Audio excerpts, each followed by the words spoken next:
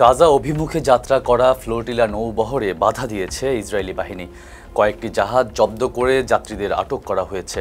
সেই নৌবহরে আছেন বাংলাদেশের বিখ্যাত আলোকচিত্রী শহীদুল আলম। আজ 12টার দিকে অবস্থানরত জাহাজের একটি ছবি ফেসবুকে পোস্ট করে তিনি ক্যাপশনে লেখেন, কনসেন্স জাহাজে এটাই আমার পছন্দের ঘুমের জায়গা। জাহাজে ওঠার শেষ ব্যক্তি হিসেবে এখানে আমার কোনো জায়গা ছিল না।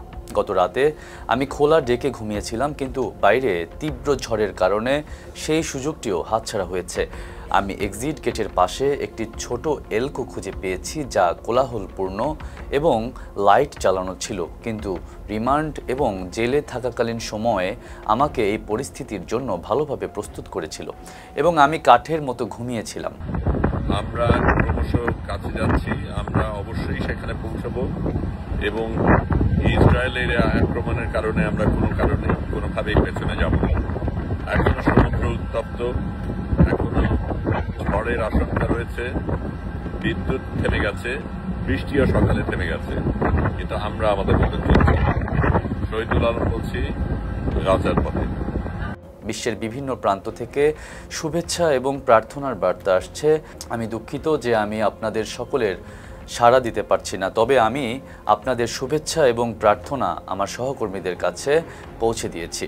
আমার মিডিয়ার বন্ধুদের কাছে ক্ষমা চাইছি, যারা ঘটনার আপডেট জানার জন্য আমাকে খুঁজে যাচ্ছিলেন। অনেকের অনুরোধ জমা সত্ত্বেও আমি ব্যক্তিগতভাবে উত্তর দেওয়ার অবস্থায় নেই। দ্রিকের আমার সহকর্মীদের সাথে কন্টেন্টের জন্য যোগাযোগ করুন। আপনাদের সংহতি এবং সমর্থনের জন্য আপনাকে ধন্যবাদ। অবশ্যই এটা প্রশ্নের বিষয় যে আন্তর্জাতিক জলসীমায় ইসরায়েলি জলদস্যুদের দ্বারা সমুদ ফ্লোটিলা নৌবহরের জাহাজ দখলের ঘটনা। এত সত্ত্বেও আমাদের গাজায় এখনও যেতে হবে, তাই আমরা লক্ষ্য রাখছি আমাদের কি হবে এবং সেই অনুযায়ী প্রস্তুতি নিচ্ছি। আমাদের বলা হয়েছে যে আজ সমুদ্রের ঢেউ 2 মিটার পর্যন্ত উঁচু হবে। ঝড় যদিও থেমে গেছে, কিন্তু বিদ্যুৎ চমকাচ্ছে অনবরত।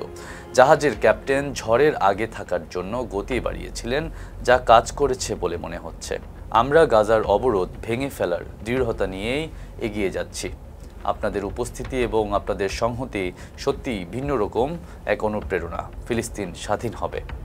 এতক্ষণ সাথে ছিলাম শাকির আহমেদ তুরান। ফেস দ্য পিপলের সাথে থাকার জন্য ধন্যবাদ।